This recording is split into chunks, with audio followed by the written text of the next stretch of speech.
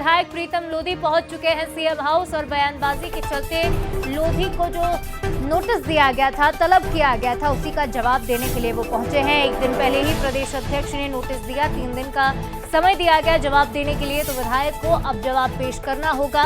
उन्होंने जो शब्द कहे थे, एसडीओपी के लिए धमकी दी थी, उसे लेकर जवाब देना होगा। विधायक ने एसडीओपी को धमकी दी थी और विधायक के बेटे से एक्सीडेंट से जुड़ा हुआ विवाद है। दरअसल विधायक के बेटे गाड़ी चला रहे थे, उनकी गाड़ी से एक्सीडेंट हुआ, 5 लोग चोटिल हुए और उसके बाद खुद ही विधायक ने पोस्टर कार्रवाई की मांग की, लेकिन कार्रवाई के दौरान ही अचानक से विधायक भड़क गए। उनका ये कहना था कि कार्रवाई में पूरा सहयोग करने के बावजूद भी मनमानी कर रहे हैं एसडीओपी, और ये बात कहते हुए उन्होंने एसडीओपी को धमकी दे दी। उन्होंने पूछा कि आपके डैडी की है करेरा, इस तरह के शब्दों का इस्तेमाल उन्होंने किया और उसके बाद पार्टी ने एक्शन लिया है, क्योंकि ये पहली बार नहीं है जब वो अपने बयानों को लेकर सुर्खियों में आए हों।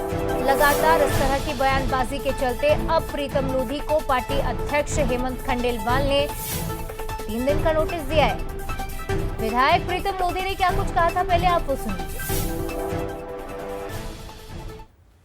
मैं कहना चाहता हूं एसडीओपी से, क्या तेरे डैडी की है करेरा? वैसे तो मैं कहता नहीं हूं, लेकिन अब कह रहा हूं कि वो वहां आएगा भी और चुनाव भी लड़ेगा।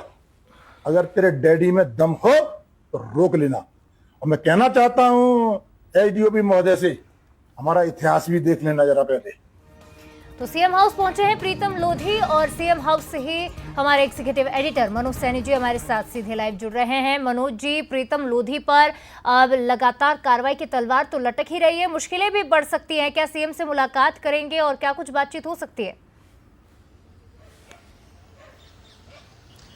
देखिए, प्रीतम लोधी को कल नोटिस जारी किया था भारतीय जनता पार्टी की तरफ से और 3 दिन में जवाब मांगा था, लेकिन इस समय मैं मुख्यमंत्री हाउस के बाहर हूं। सीएम हाउस आप देख सकते हैं, थोड़ी देर पहले सीएम हाउस में प्रवेश किए हैं प्रीतम लोधी, जिनके ऊपर आरोप है कि वो आपत्तिजनक बयान, आरोप नहीं बल्कि बयान भी आप सुना रही थी, तो बयान ही ये सब कुछ बताता है कि प्रीतम लोधी किस तरह आपत्तिजनक बात उन्होंने कही थी। और उसके बाद फिर तमाम तरह के आरोप प्रत्यारोप के बीच में आईपीएस एसोसिएशन भी सामने आ गया था। लेकिन इस वक्त की खबर यह है कि प्रीतम लोधी करीब 40 मिनट हो गए हैं उनको सीएम हाउस में पहुंचे। प्रदेश अध्यक्ष हेमंत खंडेलवाल ये यहाँ मौजूद है, तो उनको जवाब प्रस्तुत करना था। तो एक तरह से जवाब तो लिखित में देंगे ही वो, लेकिन जवाब तलब के साथ साथ चर्चा भी होगी कि आखिर वो क्यों इस तरह के बयान देते हैं जिससे पार्टी की किरकिरी होती। पहली बार ऐसा नहीं हुआ, बल्कि प्रीतम लोधी हमेशा चर्चा में बने रहते हैं।